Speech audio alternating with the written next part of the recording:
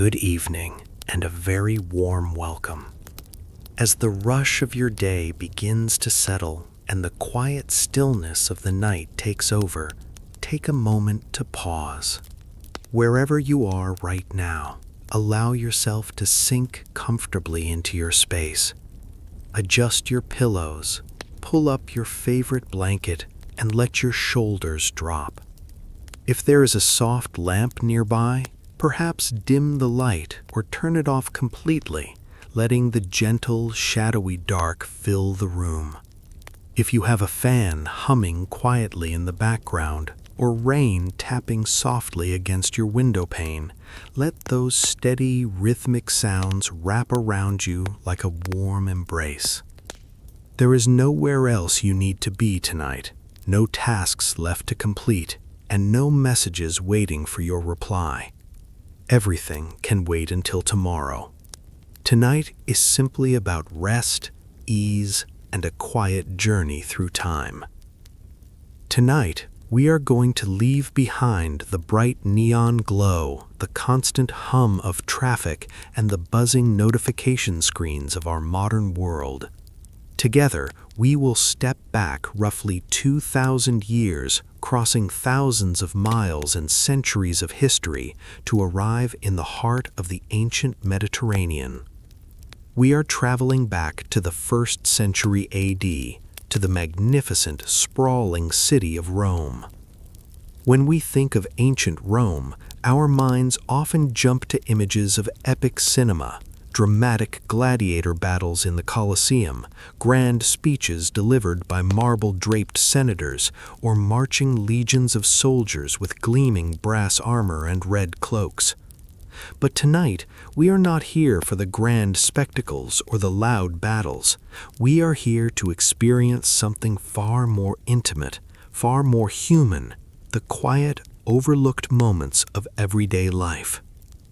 We are here to walk through the peaceful residential neighborhoods, to smell the warm bread drifting from neighborhood bakeries, to hear the soft murmur of evening conversations, and to see what it was truly like to live, breathe, and sleep as an ordinary person in the world's greatest ancient metropolis. Imagine for a moment that you are standing on a hilltop just outside the city walls, looking down at Rome as the sun begins its slow descent toward the western horizon. The sky above is a breathtaking canvas of deep violet, soft amber, and dusty rose. Below you lies an endless tapestry of terracotta tiled roofs, towering stone arches, winding cobblestone streets, and the shimmering silver ribbon of the Tiber River as it curves gracefully through the city center. The air around you carries the gentle warmth of a Mediterranean summer evening. A soft, cool breeze blows in from the nearby sea, rustling the leaves of ancient olive trees and tall, slender cypress pines that line the roadside. You can smell the rich, earthy scent of warm stone that has been soaking up the sun all afternoon, blended with the sweet aroma of wild lavender, blooming jasmine, and dry pine needles resting along the dusty paths. You begin to walk down the stone-paved road leading into the city. Your footsteps make a soft, rhythmic clicking sound against the ancient basalt stones. These very same stones have been smoothed out over decades by millions of passing sandals, wooden cartwheels, and heavy iron-shod boots. Every groove in the rock tells a story of someone who walked here before you. A trader carrying amphorae of olive oil from Spain, a scholar holding papyrus scrolls, or a weary traveler returning home after a long journey across the empire. As you step past the city gates, the grand marble monuments fade into the background, making way for the cozy, lived-in quarters of everyday Romans. Here, the streets narrow into a delightful maze of cobblestone alleys called vici. Rising on either side of you are the insulae, the multi-story apartment buildings where the vast majority of Rome's citizens made their homes. Built from reddish-brown brick, timber, and soft yellow tufa stone, these buildings lean gently toward one another over the narrow pathways, creating cozy, shaded corridors below that shield the streets from the heat of the day. Evenings in Rome had a uniquely calm and magical atmosphere. In the 1st century, there were no electric street lights to illuminate the night, no loud engines, and no digital chatter. As dusk settled, the city naturally began to slow its pace, following the ancient rhythm of the sun. Looking up at the windows of the apartment buildings, you can see warm, flickering orange glows beginning to appear one by one. Families are lighting small clay oil lamps filled with olive oil, casting soft, dancing shadows against the plastered walls. Through open wooden shutters, you can hear the faint, soothing sounds of domestic life, the soft clatter of terracotta bowls being set on wooden tables, the gentle hum of a mother humming a lullaby to her sleeping child, and the low, relaxed laughter of neighbors sitting on their balconies, catching the cool evening draft. Down at street level, the local thermopolium, the ancient equivalent of a cozy neighborhood cafe, is preparing to close its wooden shutters for the night. Large terracotta jars embedded directly into the stone counter still hold the lingering warmth of cooked lentils, seasoned chickpeas, and herbal stews. The faint, comforting aroma of roasted garlic, baked bread, oregano, and spiced wine floats gently through the narrow street, blending seamlessly with the evening breeze. As you wander deeper into the residential district, you notice how remarkably peaceful the city feels once the sun dips below the horizon. Julius Caesar had passed a famous law years earlier that banned heavy iron-wheeled supply carts from driving through the city streets during daylight hours, preventing traffic jams. As a result, the heavy delivery wagons were only allowed to move at night. But here in the quiet back alleys and residential courts, away from the main thoroughfares, the night belongs entirely to rest and quiet reflection. You pause beside a public stone fountain, standing at a small street corner. Water flows continuously from a carved stone lion's head, spilling into a smooth marble basin below. The sound of the trickling water is soft, steady, and mesmerizing, a constant soothing background soundtrack to life in the city. You reach out and dip your fingers into the clear, cool water, which has traveled miles through the magnificent stone aqueducts from the high, pristine springs of the Apennine Mountains. It is cold, refreshing, and pure. As you stand by the fountain, you look up through the narrow opening between the rooftops above. With no modern light pollution to obscure the heavens, the night sky over ancient Rome is a brilliant, breathtaking sea of deep indigo, dusted with millions of bright, twinkling stars. The moon hangs low and silver in the sky, casting a soft, cool glow over the terracotta roof tiles, the cobblestone pathways, and the quiet courtyards filled with potted herbs and climbing ivy. It is easy to feel a deep sense of connection to the people who walked these streets 2,000 years ago. Though their world was vast and distant, their fundamental human desires were identical to ours. After a long, tiring day of work, they too sought a comfortable place to lay their heads, a warm meal, the comforting company of loved ones, and a peaceful night of deep, undisturbed rest.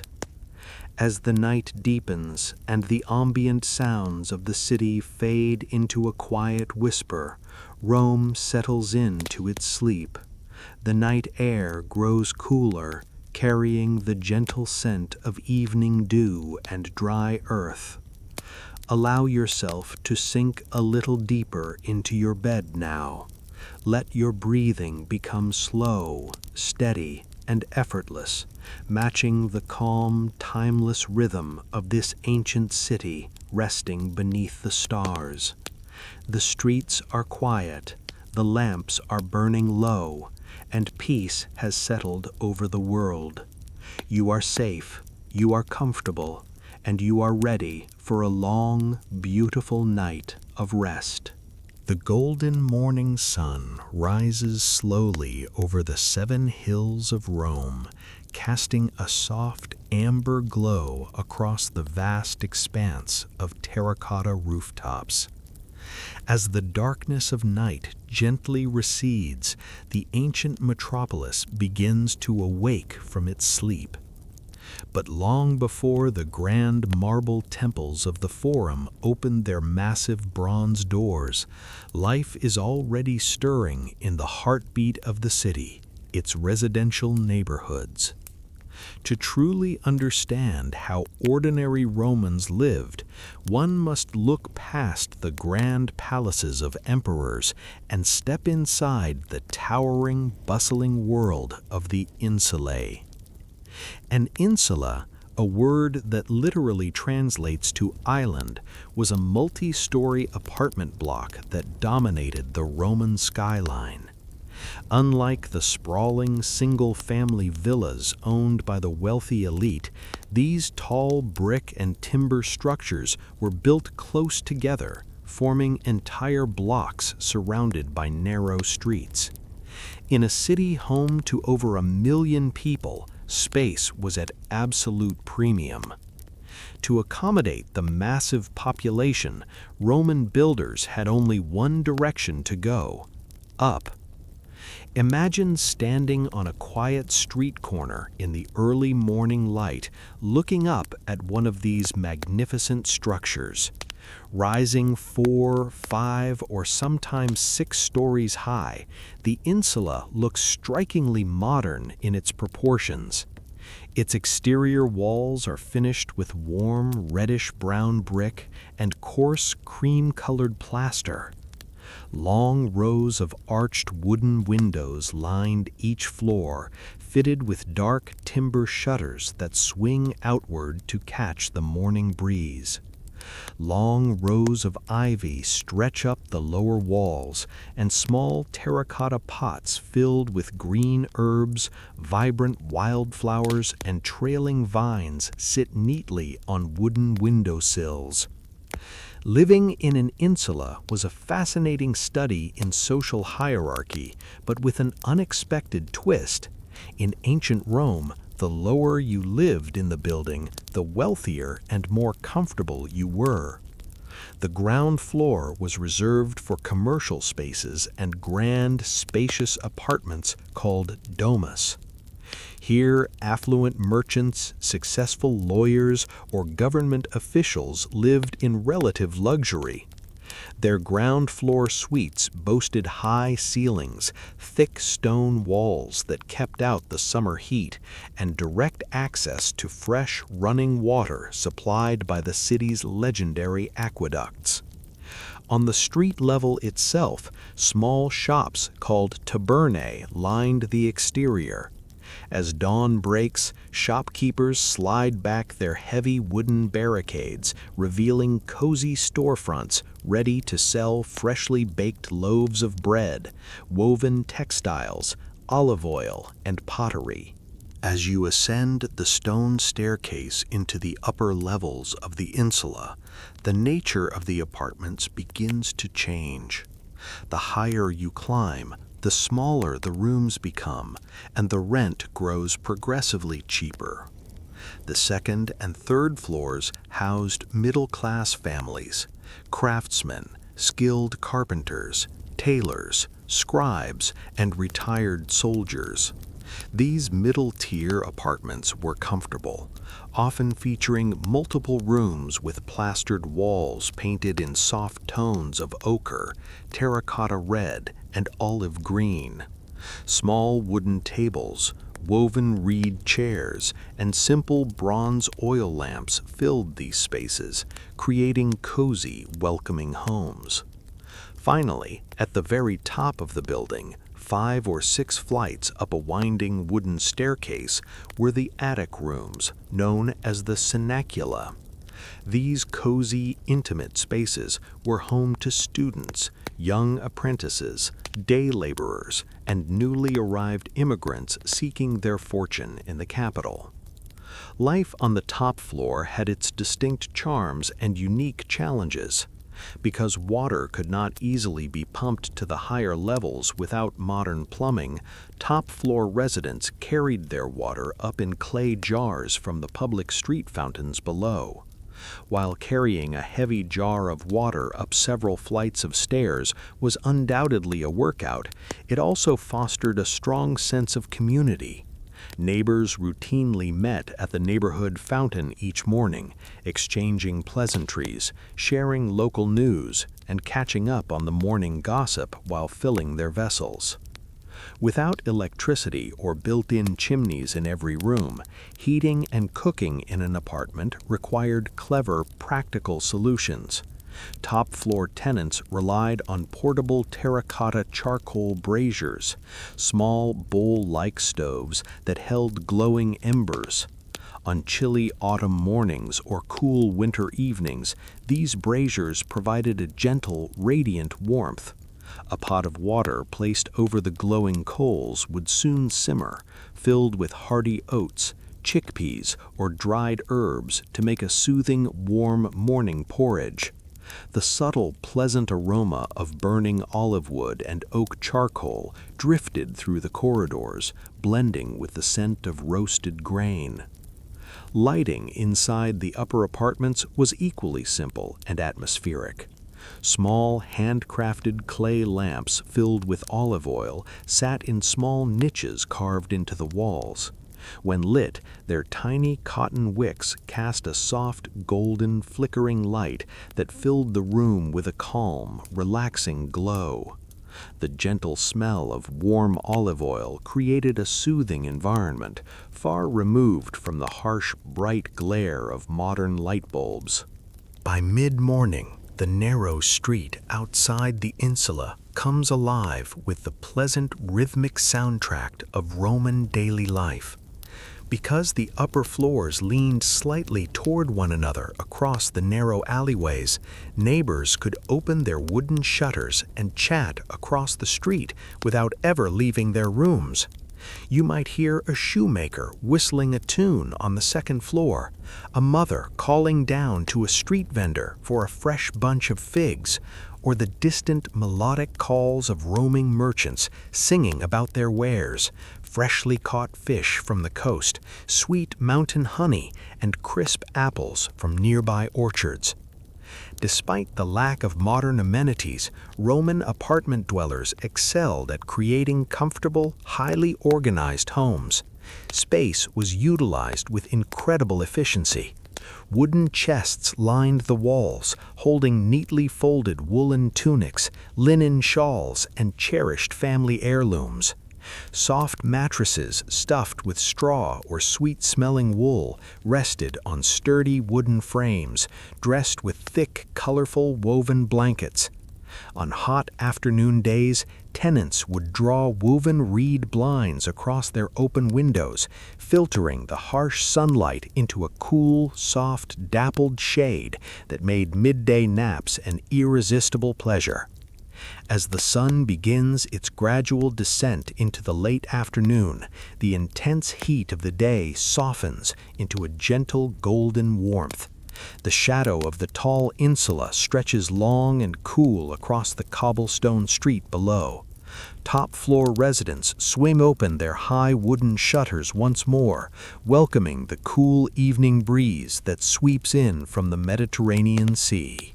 As the morning sun climbs higher into the Mediterranean sky, casting a warm golden blanket over the bustling neighborhoods of Rome, the air fills with a rich tapestry of aromas. In our modern imagination, we often picture ancient Romans attending grand, extravagant banquets, reclining on velvet couches, eating exotic bird tongues, and sipping rare vintages from silver goblets. But for the millions of ordinary citizens living in the multi-story insulae, daily dining was far simpler, incredibly clever, and surprisingly familiar to how we eat today. To understand how an average Roman ate, one must first understand a fundamental truth about their homes. Most upper-floor apartment rooms did not have full kitchens. Without built-in brick ovens or chimneyless fireplaces, cooking large meals at home was both a fire hazard and an impractical chore. And so, ancient Rome became the world's very first true takeout culture. Imagine walking down a cobblestone street around mid-morning. The air is pleasant and mild, carrying the rich, comforting scent of freshly baked grain, roasted garlic, and simmering herbs. On nearly every street corner, nestled flush against the brick facade of an apartment block, stands a thermopolium, the ancient world's version of a cozy neighborhood fast food joint. The thermopolium was an inviting, brightly decorated establishment. Its centerpiece was a long L-shaped counter made of smooth stone, often decorated with colorful embedded pieces of leftover marble or hand-painted frescoes depicting sheep, chickens, or jars of wine. Set directly into the top of this stone counter were large, deep terracotta jars called dolia. Beneath these embedded jars, small clay braziers burned low and slow, keeping hot stews, soups, and porridge warm throughout the entire day. Stepping up to the counter of a thermopolium, a hungry Roman laborer, a tired scribe, or a visiting merchant could buy a quick, hot, and nutritious meal for just a few copper coins called asses. The service was fast, friendly, and atmospheric. Inside the warm jars, steam rose softly, carrying the tantalizing scents of the day's menu. You might order a steaming bowl of pulse, a thick, hearty porridge made from farro or emmer wheat, slow-cooked with fresh water, coarse sea salt, and a drizzle of fragrant olive oil. To top it off, the vendor might add a spoonful of earthy chickpeas, green lentils, braised fava beans, or wild mushrooms gathered from the surrounding hills. For those looking for a quick bite on the go, the counter was stacked with small terracotta dishes containing salted sheep's milk cheese, dark, shiny olives preserved in brine, hard-boiled eggs sprinkled with ground black pepper, and skewers of grilled pork or goat meat seasoned with coriander and cumin. And then, of course, there was the bread. Bread was the absolute foundation of the Roman diet, so vital to daily life that the Roman government established the annona, a massive state program that distributed free or subsidized grain to hundreds of thousands of citizens every single month. Early every morning, long before the city fully awoke, hundreds of bakeries called pistrina were already at work. Large basalt stone mills turned slowly by donkeys or strong oxen ground tons of wheat into fine flour. Massive brick ovens heated with blazing oak wood baked thousands of round, dense loaves known as panis quadratus. These loaves were unique.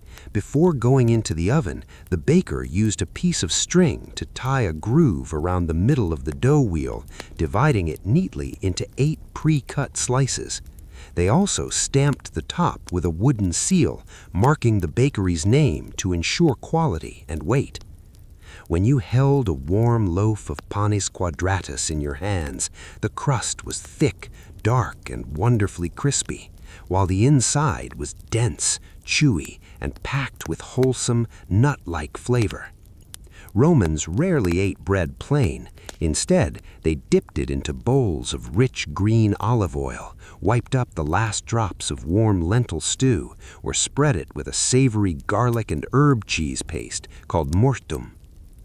Yet, if there is one culinary element that truly defined the flavor of ancient Rome, a single condiment that every Roman, from the lowliest day laborer to the emperor himself, was utterly obsessed with, it was garum. Garum, also known as liquamen, was an ancient fermented fish sauce, and it was the secret ingredient behind almost every savory Roman dish. To make it, specialized coastal factories across the Mediterranean, particularly in Spain, North Africa, and southern Italy, would fill large stone vats with small fish like anchovies, mackerel, or sardines, along with sea salt and aromatic herbs. The vats were left to sit under the warm Mediterranean sun for weeks. As the fish naturally fermented, it produced a clear, amber-colored liquid, rich in deep, savory umami flavor, very similar to modern East Asian fish sauces or Worcestershire sauce. Once filtered, garum was sealed into elegant clay amphorae and shipped by the millions across the entire Roman Empire. While the concept of fermented fish sauce might sound intense to modern ears, garum was culinary magic in the ancient world. It didn't make food taste like fish.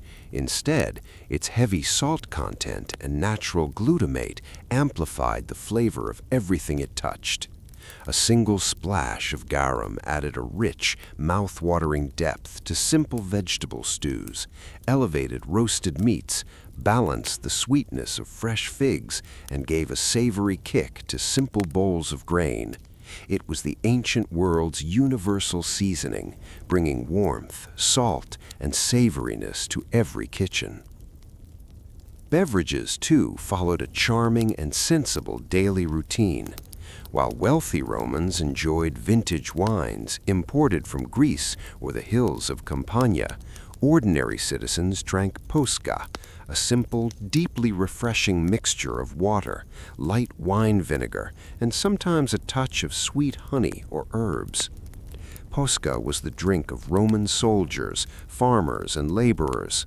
The acidity of the vinegar killed any harmful bacteria in the water, making it extremely safe to drink, while the tangy taste cut through the heat of an afternoon's hard work, leaving you feeling instantly hydrated and restored. As the late afternoon sun casts long amber shadows down the stone thoroughfares, the pace at the thermopolium begins to slow.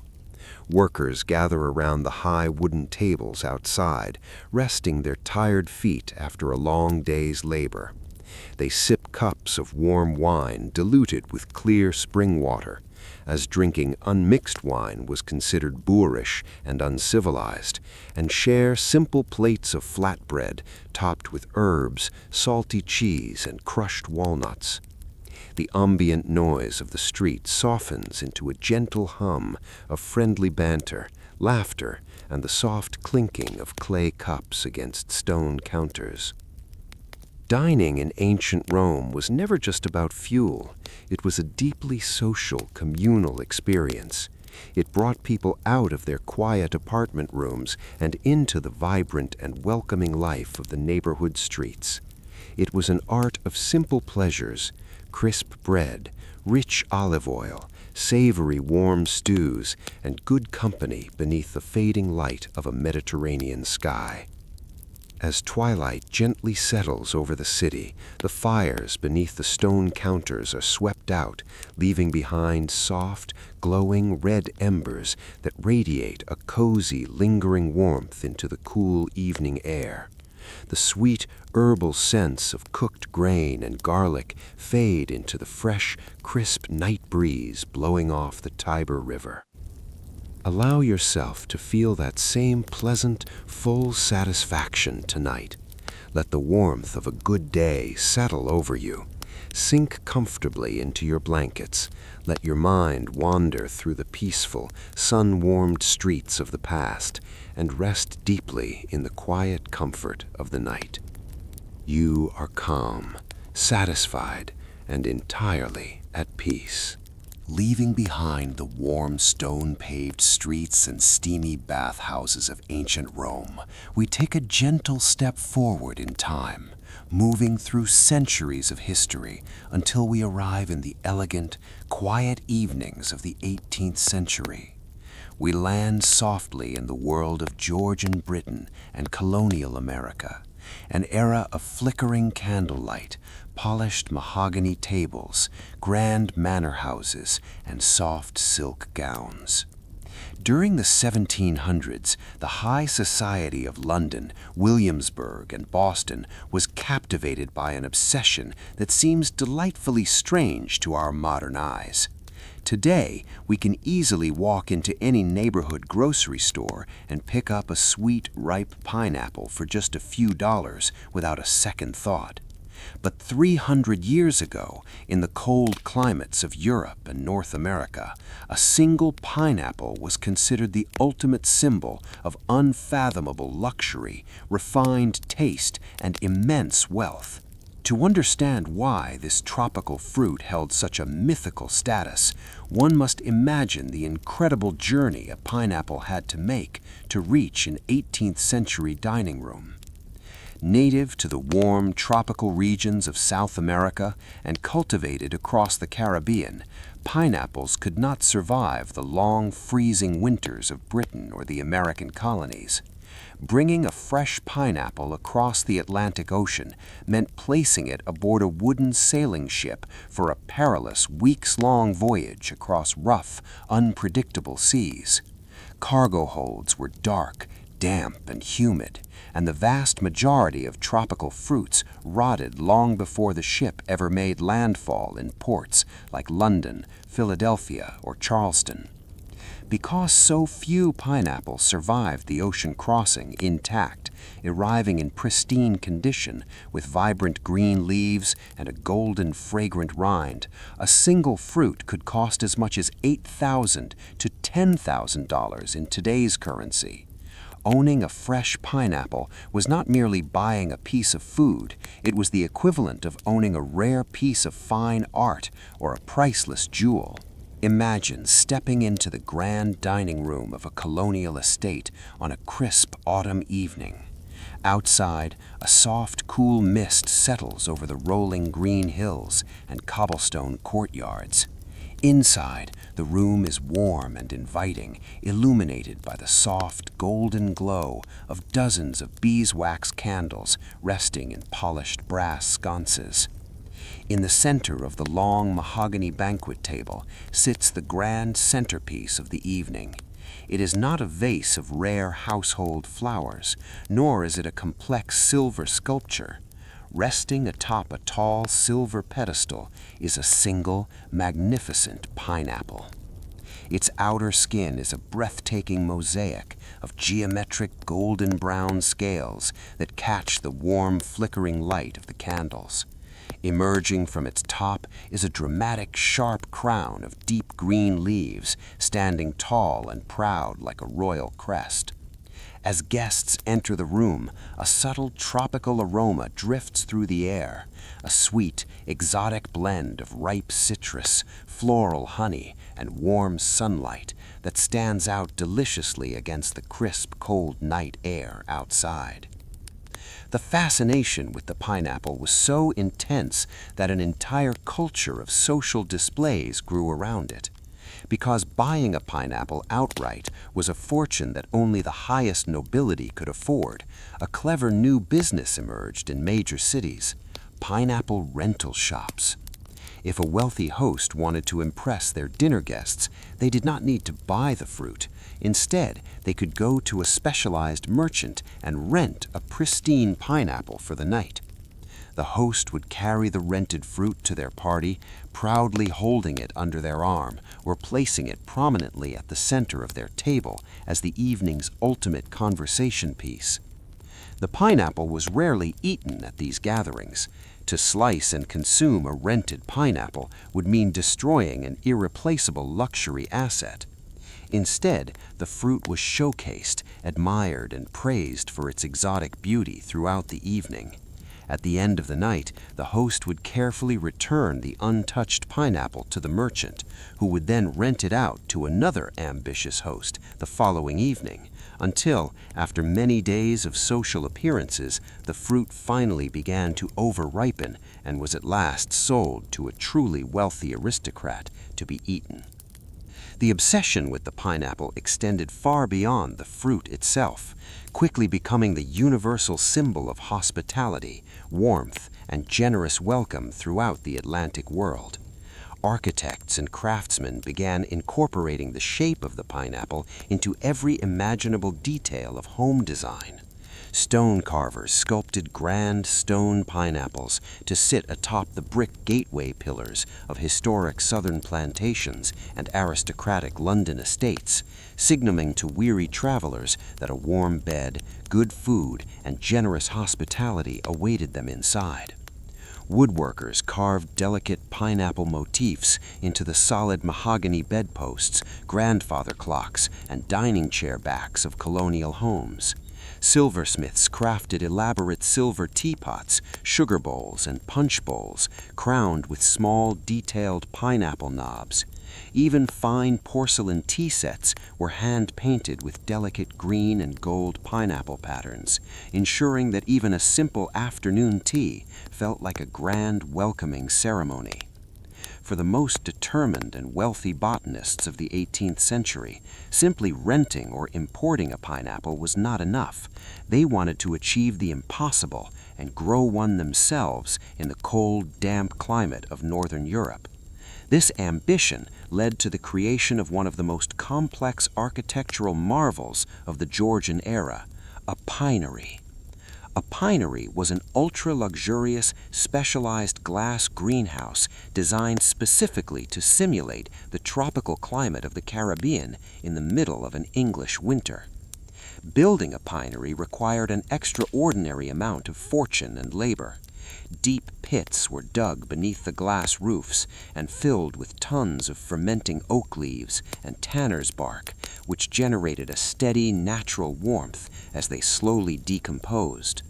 Beneath the stone floors, intricate brick flues carried hot smoke and air from continuously burning wood furnaces, keeping the indoor air tropical and humid even while snow piled up on the glass panes outside.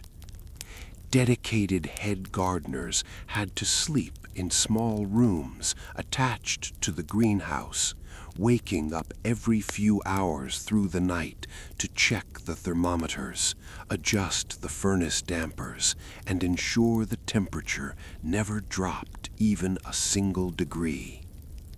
To successfully harvest a single homegrown pineapple after 2 or 3 years of painstaking labor in a pinery was considered the pinnacle of horticultural success.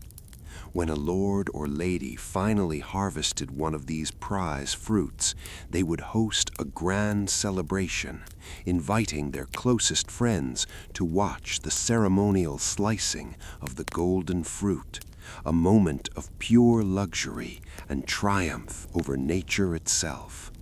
As the late evening deepens and the tall wax candles in the grand dining room burn low, the soft flickering light casts long, gentle shadows across the polished wood and wainscoted walls. The quiet tick tick-tock of a grandfather clock echoes softly through the peaceful night, providing a calm, steady rhythm to the night. Looking at this unique chapter in human history brings a gentle smile. It reminds us of how human beings have always sought beauty, warmth, and connection in the simplest creations of nature.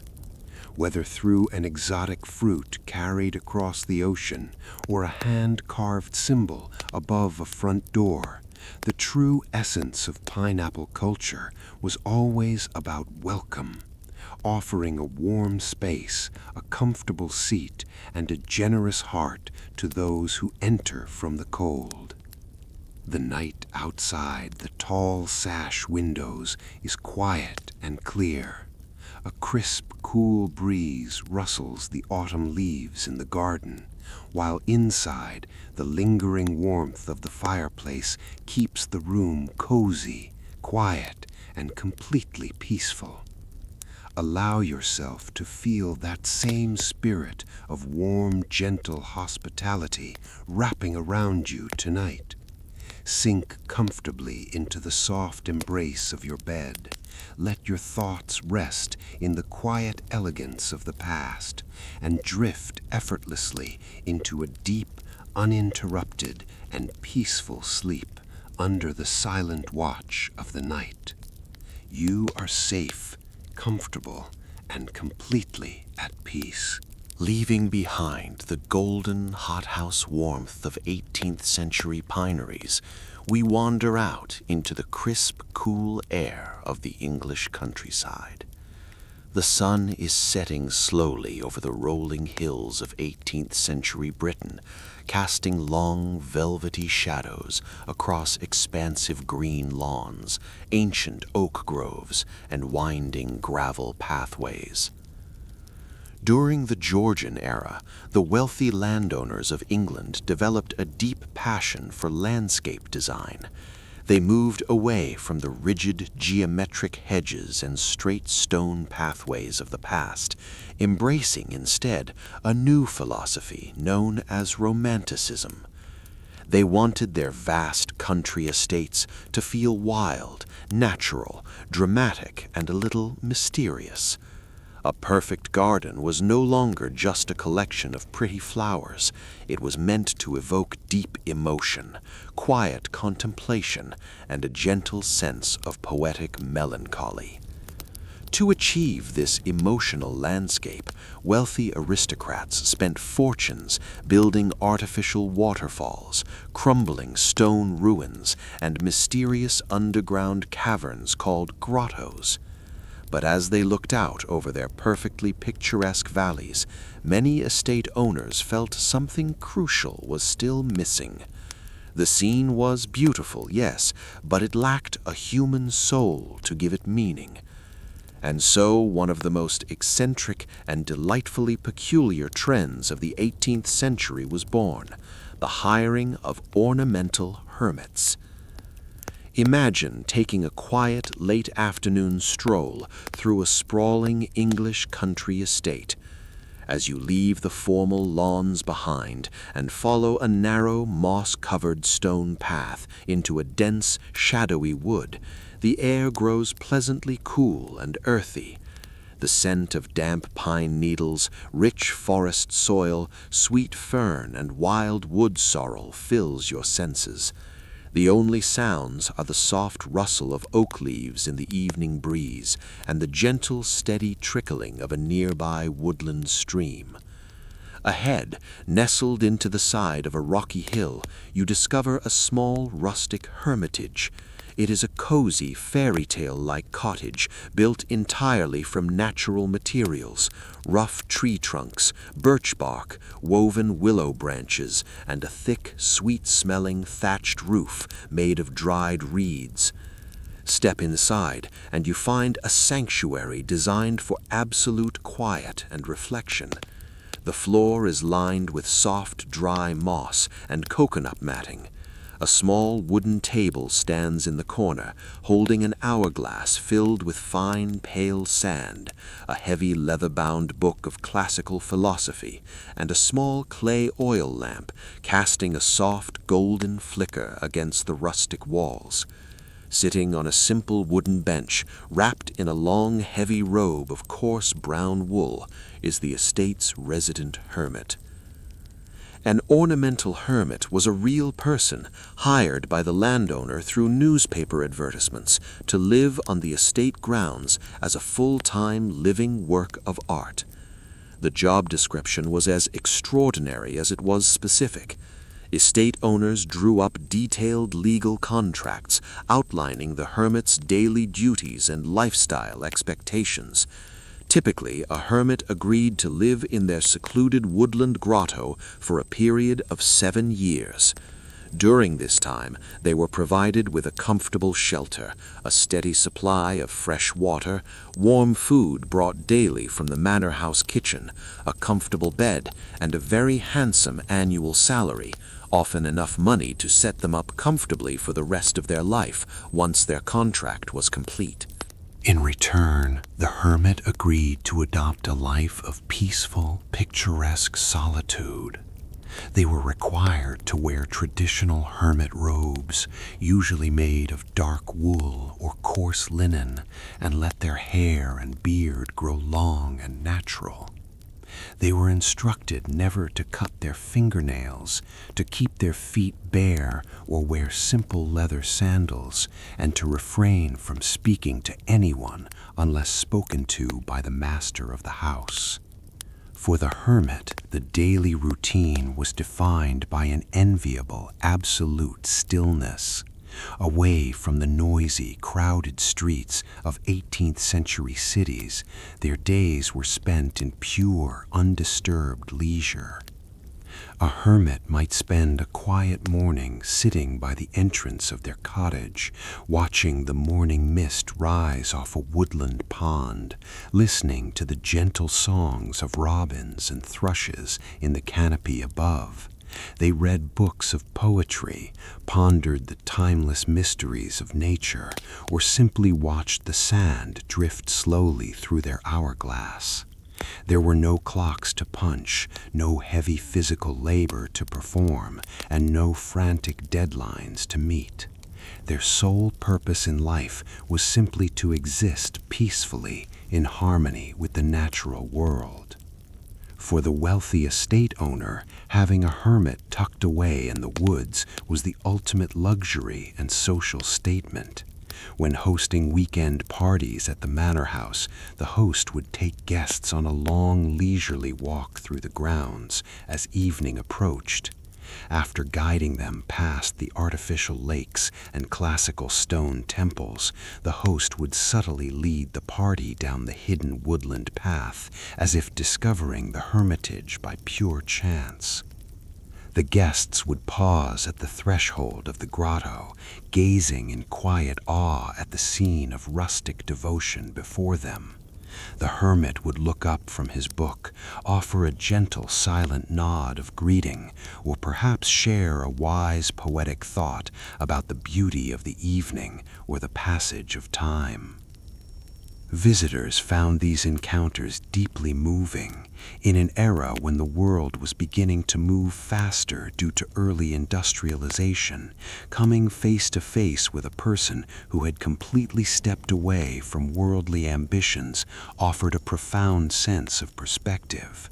It reminded them of the beauty of simplicity, the peace of silence, and the quiet dignity of a life lived slowly. Of course, maintaining the strict discipline of hermit life was not always easy for every candidate. Historical records tell humorous stories of hermits who occasionally found the lure of the local village pub a bit too strong to resist, sneaking out through the forest after dark in their long brown robes, only to be spotted by local villagers enjoying a pint of ale by a warm tavern fire. Other hermits found 7 years of silence too long and negotiated shorter contracts, while others grew so fond of their peaceful, rent-free woodland sanctuaries that they refused to leave when their contracts expired, continuing to live quietly in their grottos for decades. By the early 19th century, the trend of live-in garden hermits began to fade naturally into history. Estate owners gradually replaced real people with stone statues or simple, quiet reading huts. But the spirit of the ornamental hermit left a lasting mark on the human imagination, symbolizing our timeless, deep-seated desire to escape the noise of society and find a peaceful sanctuary in nature. As the last light of dusk fades from the English countryside, a deep restorative calm descends over the forest. The birds settle silently into the tall oak trees, and the cool evening air carries the clean, damp scent of wild grass on night dew. Inside the small thatched cottage, the hermit sets down his book. He turns the hourglass over one last time, watching the pale sand trickle down in a smooth, quiet stream. He blows out the tiny flame of his oil lamp, letting the soft, warm darkness fill the room. Wrapping his thick woolen robe around his shoulders, he rests his head on a pillow stuffed with dried lavender and sweet clover, closing his eyes to the peaceful soundtrack of the night. Allow yourself to step into that same rustic sanctuary tonight. Leave the busy noise and endless demands of your modern world outside the doorway of your mind. Sink into the deep, warm comfort of your bed. Let your breathing grow slow and steady, and drift peacefully into a long, dreamless, and quiet night of rest. You are safe, at peace, and completely at rest. Our journey through the corridors of time has taken us through remarkable landscapes of human imagination and routine. We have walked the sun-warmed cobblestones of ancient Rome, feeling the cool water of stone fountains against our fingers and listening to the soft, rhythmic sounds of evening life in the insulae. We have smelled the rich, comforting aromas of warm bread and savory stews at street-side Thermopylae, and surrendered to the deep, relaxing steam of the public baths. We stepped forward into the elegant, candlelit dining rooms of the 18th century, marveling at the strange, beautiful obsession with pineapples as symbols of warm hospitality. And finally, we wandered into the quiet, moss-covered forests of Georgian England, pausing at the threshold of a rustic, thatched cottage to share a moment of absolute stillness with a solitary hermit. Now, as the long arc of history gently arches back toward where we began, it is time to take a deep, slow breath and return softly to the present moment. Imagine a soft, silvery thread of moonlight connecting every era we have visited tonight. Across thousands of miles and hundreds of years, the human story remains remarkably constant. Civilizations rise and fall, technologies change, fashions evolve from long pointed shoes to powdered wigs, and our daily routines adapt to the tools of each age. Yet beneath all these surface variations, the fundamental desires of the human heart have never shifted. The ancient Roman craftsman leaning back against the sun-warmed stone wall of a tepidarium wanted the exact same thing after a long day of work as the 18th century gardener tending a pinery under a winter sky, or you, resting comfortably in your bed tonight. We all seek a place of warmth, safety, and shelter. We all long for moments of connection with those around us, simple nourishment, and above all, a quiet, undisturbed sanctuary where we can lay down our burdens at the end of the day and rest. There is something deeply comforting in realizing that our need for sleep is the great universal equalizer across time. No matter how powerful an emperor, how wealthy an aristocrat, or how busy a modern worker might be, the night eventually calls us all back to the same quiet vulnerability. When the sun goes down and the stars take their places in the vast, indigo expanse above, the entire world is invited to pause, release its worries, and surrender to sleep.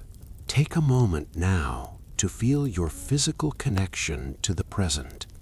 Feel the gentle weight of your blanket resting over your shoulders, keeping you warm and secure. Feel the pillow beneath your head supporting you perfectly. Notice how quiet your room has become. The hustle of your daytime responsibilities, the long list of things to do tomorrow, and the busy chatter of your mind are all fading away into the background, like distant footsteps echoing down an empty stone hallway. If any remaining tension lingers in your body, in your jaw, your neck, your shoulders, or your hands, let it soften with your next exhale. Imagine each breath in bringing a cool, refreshing stillness, like the crisp night breeze blowing off the Tiber River, or the clean air flowing through a quiet English forest. And with every breath out, imagine releasing any lingering tightness, letting it melt away into the dark, calm room. Listen to the steady, rhythmic sound of your own breathing, in and out, in and out. It is a timeless rhythm, the very same natural ebb and flow that has carried countless generations of human beings into sleep since the beginning of time. The night outside your window is peaceful and still. The stars shine with the same steady ancient light that illuminated the terracotta roofs of Rome, the glass panes of Georgian greenhouses, and the thatched roofs of woodland grottos. The world has grown quiet, wrapped in a blanket of gentle shadow, holding space for you to rest deeply and completely. You do not need to hold on to any thoughts right now. You do not need to solve any problems or think about the passage of time. Everything is complete for today. You have done enough. You have traveled far, and now you have arrived at your destination, a place of total calm, absolute safety, and profound peace. Let the stories of the past drift away like soft smoke into the night air. Feel yourself sinking just a little deeper into the softness of your bed, feeling heavier, warmer, and more relaxed with every passing second. The night is watching over you, keeping you safe until the morning sun returns. Close your eyes gently, surrender to the warm, weightless pull of sleep, and rest. Good night, and sweet, peaceful dreams.